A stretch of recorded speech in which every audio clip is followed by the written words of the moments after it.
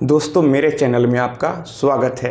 आज के इस वीडियो में मैं आप लोग को बताऊंगा कि अगर आप ज़मीन का रजिस्ट्री करवा चुके हैं और कुछ समय बाद आप चाहते हैं कि उस ज़मीन का रजिस्ट्री का नकल निकल जाए, उसका पेपर निकल जाए, तो फिर लोगों के मन में सवाल उठता है कि उसे निकलवाने में आखिर कितना खर्च आएगा। जैसे आपने कई वर्ष पहले अपने ज़मीन का रजिस्ट्री कराया था और कई वर्ष बाद आपको ज़रूरत पड़ता है कि आपको रजिस्ट्री का पेपर चाहिए, तो फिर अगर आपको एग्जैक्ट ईयर याद है, डेट याद है, तो फिर यहाँ पर आपको आसानी से कम खर्च में जो रजिस्ट्री का पेपर है वह निकल जाएगा।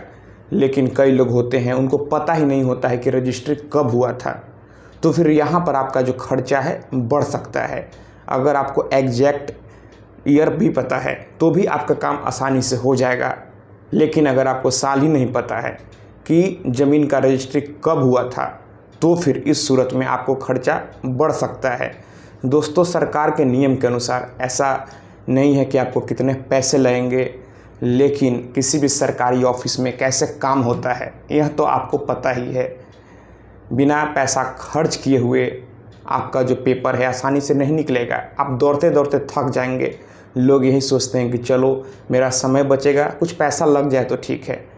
तो आपको रजिस्ट्री ऑफिस में जाना होगा और वहाँ पर जो मुंशी होगा उनसे आपको मिलना होगा, और फिर आपको भी पता है कि बिना खर्च किए हुए आसानी से कोई भी काम नहीं होता है। आप खर्च करते हैं तभी आसानी से कोई भी काम आपका होता है, चाहे वो स्कूल हो, कॉलेज हो, यूनिवर्सिटी हो, थाना हो, हर जगह आपको खर्चा करना पड़ता है। और कहीं भी नियम निर्धारित नहीं है कितना पैसा ही लगेगा, लेकिन आपका काम जल्दी हो इसके लिए आपको खर्च करना पड़ता है।